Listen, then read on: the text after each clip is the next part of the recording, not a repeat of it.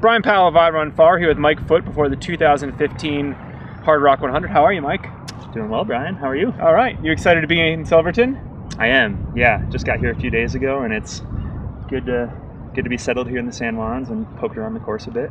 So you ran Hardrock back in 2010. I did. And had a pretty good run here. Yeah. I mean, it was great because I had absolutely no expectations. Mm-hmm. I didn't really even know much about the history of Hardrock or the course. It was pretty early on in ultra running for me, and I just lucked out by getting in the lottery, mm-hmm. and kind of went in a little ignorant, which I think probably played to my benefit. Just I wasn't as scared as I probably am this year. Yeah. But it went well. You ran, what was it, 29 and change? Yeah, 29:30, something like mm-hmm. that. And you're back 5 years later in a little bit of a different situation. Right. I mean, you're a much more accomplished runner. You're stronger. Probably more about Hardrock and its history. And so, how does that have you feeling? Yeah, kind of like I mentioned earlier, I probably know more about it now, which makes me more scared of it, which is a good thing. I think I have more respect for it. For the course? For the course, absolutely. I think I actually, at the same time, feel more confident as far as my strengths and mm-hmm. Really enjoying a course like this, one that's slower, involves a lot of hiking, involves a lot of strength, being out there for so long. At the same time, it's every year, you just never know what'll come, and I probably have a very similar game plan going into it, which is to just move. Like my whole goal this year is go slow to go fast, mm-hmm. Which is to say don't rush anything, don't panic, don't go out too hard. I doubt there's ever going to be a point where I feel like I left way too much in the tank on a course like this.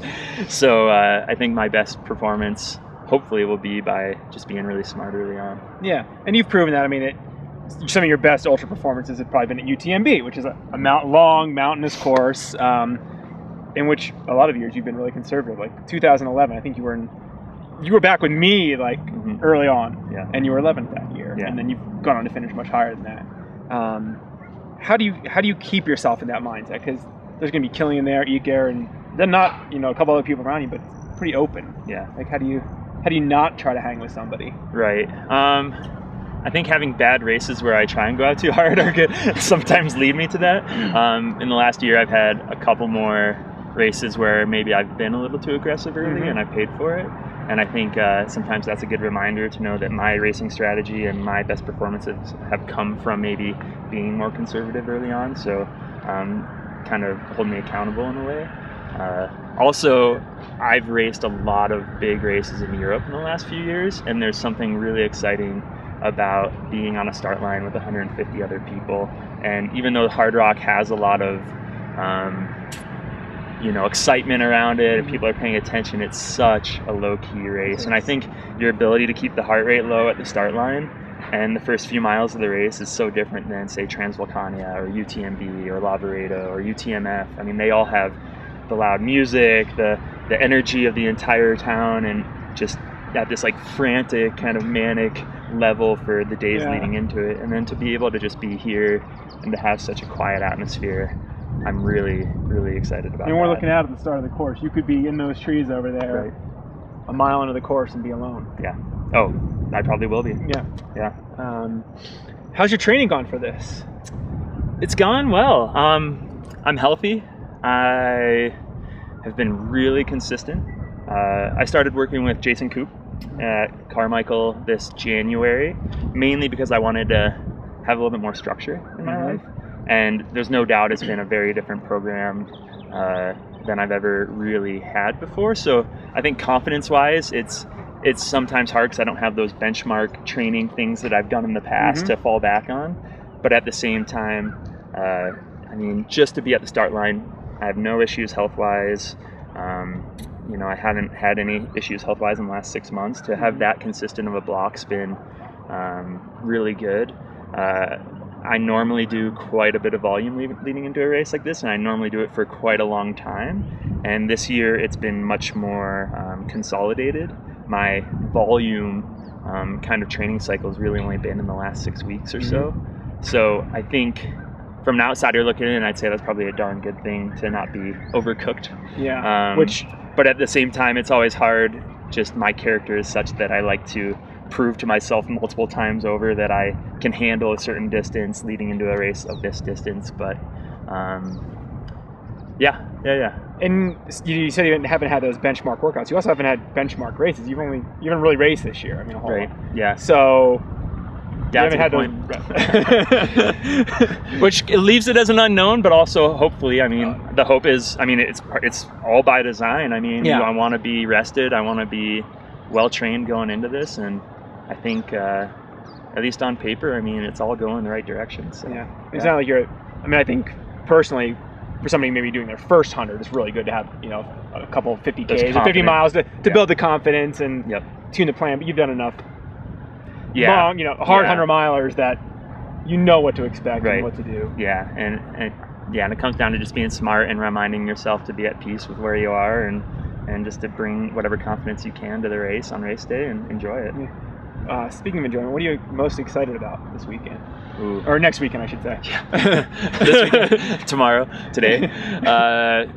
Gosh, that's a good question. I do. I'm already getting that feeling of like, all right, let's get going. This is going to be good. And I do. I just, having been in the San Juans before, being back here for the last few days, it comes down to just being out in the mountains for a really long day, and obviously there's going to be a whole lot of suffering involved, but kind of embracing that. I really do like.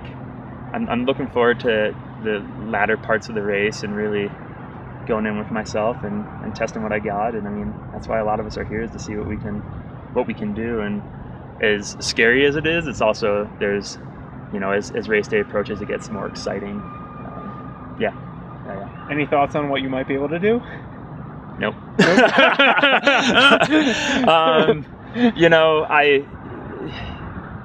I just want to be consistent all day long, and that's my real goal. And I think that'll lead me to my best performance. I mean, I'm sometimes when I pigeonhole myself into numbers with time, splits, all of that, I think it can sometimes be to a disadvantage. And this year, I am under the impression the course is going to be a little bit slower due to the snow up high and how unconsolidated it is in spots and the post holing that we'll all be doing.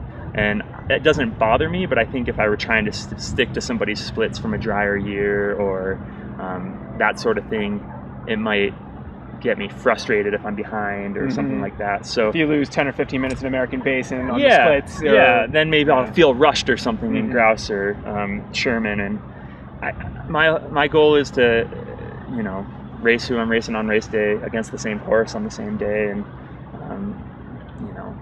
everybody wants to do well. I want to do well. Yeah. But I won't like throwing numbers out there. I don't think that's good for me. All right.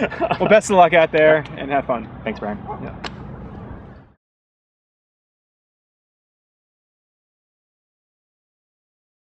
So, Mike, you're not afraid to have different sponsors. You don't have a whole lot, and we've talked about Big Dipper, the ice cream store, a couple times, but you got another one that sort of is different.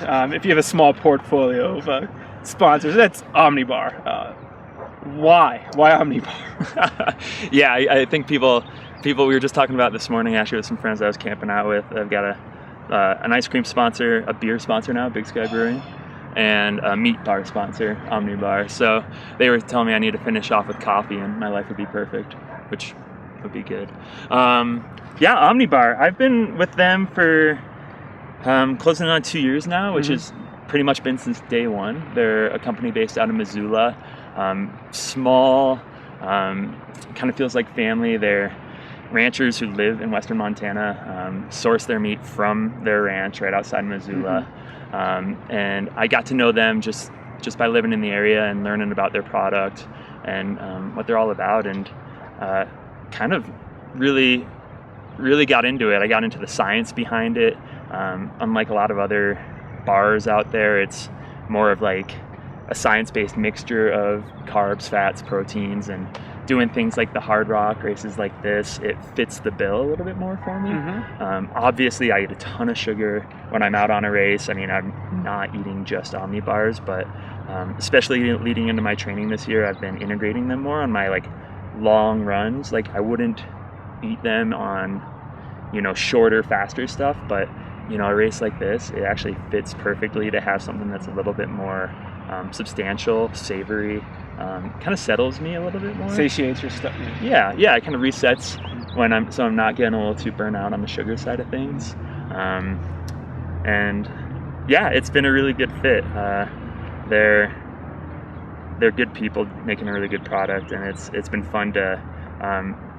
I love working with big companies as well. Obviously, I mean, being a part of the North Face has just been great these last few years, and I hope it will be for quite a while. But I do feel like I'm a very big part of such a small company like Omnibar, and just being able to swing by the headquarters and shoot the breeze with them and see what they're up to and see how things are going. It's been really fun. I mean, like, you feel more of an integral part of the operation, or we're like planning when I get back. We're planning to do a lot of product development stuff, checking out new flavors, like hanging out in their commercial kitchen, and making new bars. And they really love the athletes' feedback, which has been really fun. So that's why Omnibar. So on the science side, do you know anything on that? Any more details? Why? I mean, a lot of people might have, especially at a race like Hardrock, might have a turkey wrap or a little beef jerky or something. But why something that's, what's it about Omnibar that? Right. Yeah. So the science essentially, and I won't even dare get into like the.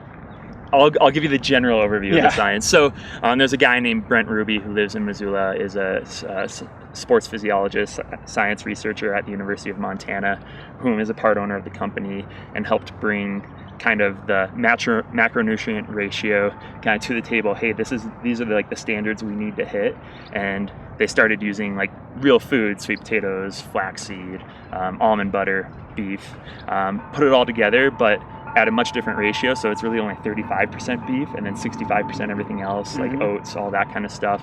And so they hit the ratio for, essentially, they were thinking about the military, they were thinking about smoke jumpers, they were thinking about endurance athletes, who this would work for the best long term. Like, if this is what you got to go through all the time, this will be, that good burning source of real food that'll keep you going. And so that was, and again, Brent could give you like the numbers, all that kind of stuff, but that was why they kind of hit what they did and the ratio that they found. So, for instance, give us an example of a flavor. I'll be eating probably exclusively mango curry on the race. It's so strange to think, like, all right, we're talking about beef bars, but it's a mango curry bar. Yeah, exactly. And they've still got some sweetness. I think there's brown sugar in there. But it's not overly spicy. I actually can't do too spicy. But that cranberry rosemary is another one that I really like. Those are probably my two that I actually eat while running. They have like a chipotle barbecue, which is too spicy for me while running. But yeah, they again, just like anything else, like it feels like real food when my stomach needs that. And this year I've trained and hopefully train my stomach in a way to actually integrate that much earlier than I used to go sugar. I can't do it anymore. Now time to switch.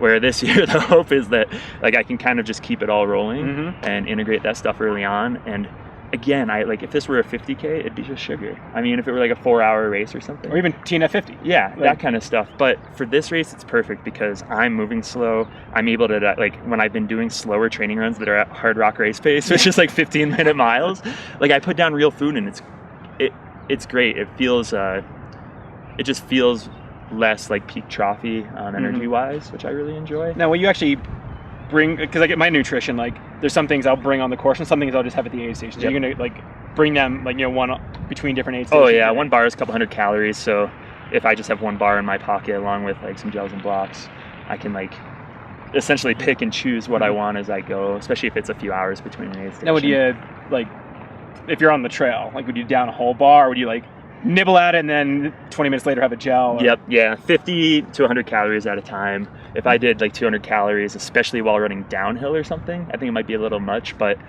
I am planning on, the way I work is I'm not afraid to do a fair amount of extra calories at the bottom of a big climb because I know I'm just going to be burning it the whole way up and I'll have time to digest it.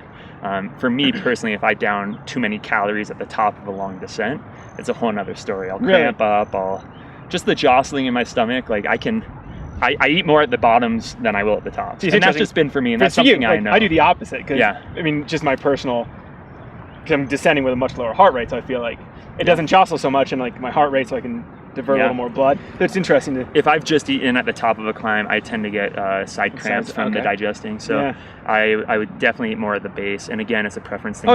Just what I've learned about myself. So guys, experiment. Exactly. Well, thanks for sharing that with us. Yeah, of course. Cool. Thank you.